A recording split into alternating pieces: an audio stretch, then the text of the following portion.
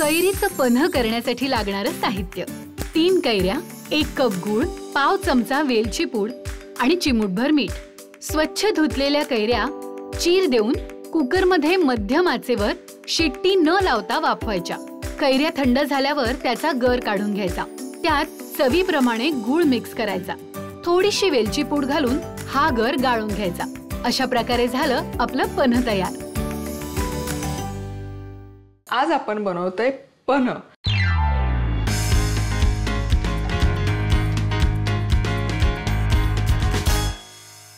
तीन कैऱ्या घ्यायच्या, इथे पाणी घालायचं आणि स्वच्छ कैरी धुवून घ्यायची. त्याच्या देठाच्या भागाला जर चीक वगैरे आला असेल तर तो काढणं गरजेचं आहे.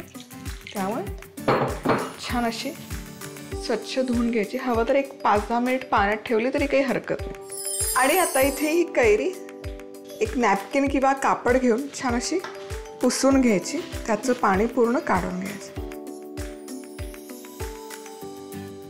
आणि सुरी घ्यायची आणि सुरीने एक असा फक्त छेद देऊन घ्यायचा, जेणेकरून कैरी जेव्हा आपण वाफवू तेव्हा त्याचं साल काढायला सोपं जाईल.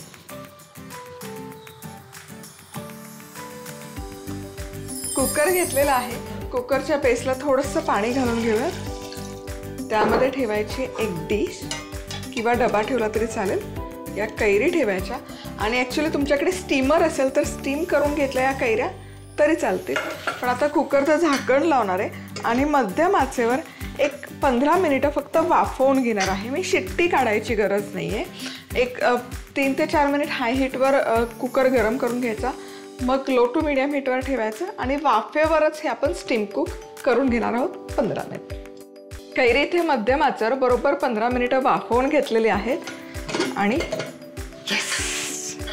कैरी मस्त शिजली आहे, तुम्ही बघू शकाल. आता आपण हे काढूयात एका प्लेटमध्ये.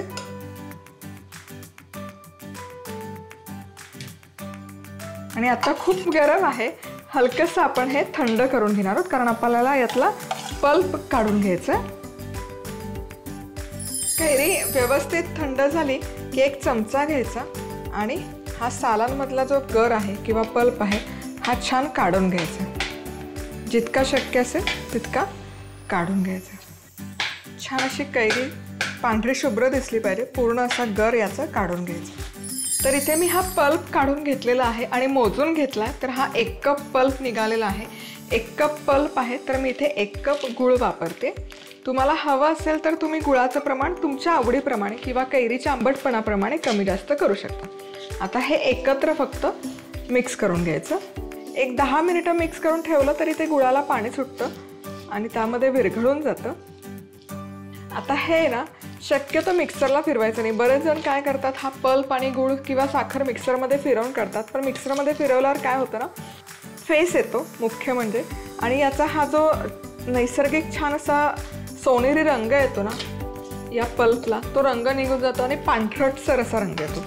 म्हणून शक्यतो हे मिक्सरला नाही फिरवायचं. हे असंच आपण छान गूळ यामध्ये मिक्स करून घेणार आहोत. आणि इथे तुम्ही बघू शकाल गूळ छान विरघळलेला आहे आणि पल्प तयार आहे आणि काय सुंदर रंग आलेला आहे, तुम्ही बघू शकाल. चकचकीत दिसतोय. आता यामध्ये घालूयात पाव चमचा वेलची पूड. हवं तर चिमूटभर जायफळ पण घालू शकता तुम्ही. जायफळाचा पण स्वाद खूप छान येतो यामध्ये. आता हे मिक्स करूयात. आता हा पल्प जो आहे तयार करून घेतलेला हा एका गाळणीमध्ये काढून घ्यायचा आणि गाळून घ्यायचा, जेणेकरून त्यामध्ये जर काही गुळाचे खडे किंवा कचरा राहिला असेल तर तो निघून जाईल.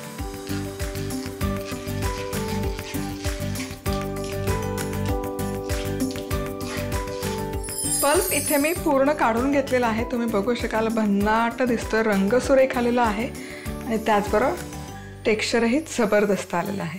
आता आपण बनवूयात यापासून पन्ह. आता 2-2 चमचे हा पल्प घालून घ्यायचा ग्लासच्या बेसला.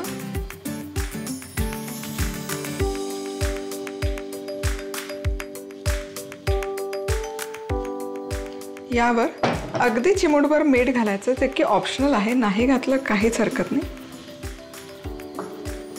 आणि पाणी घालूया.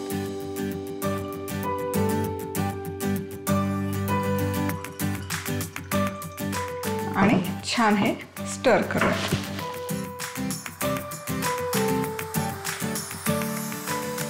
मस्त दिसतंय.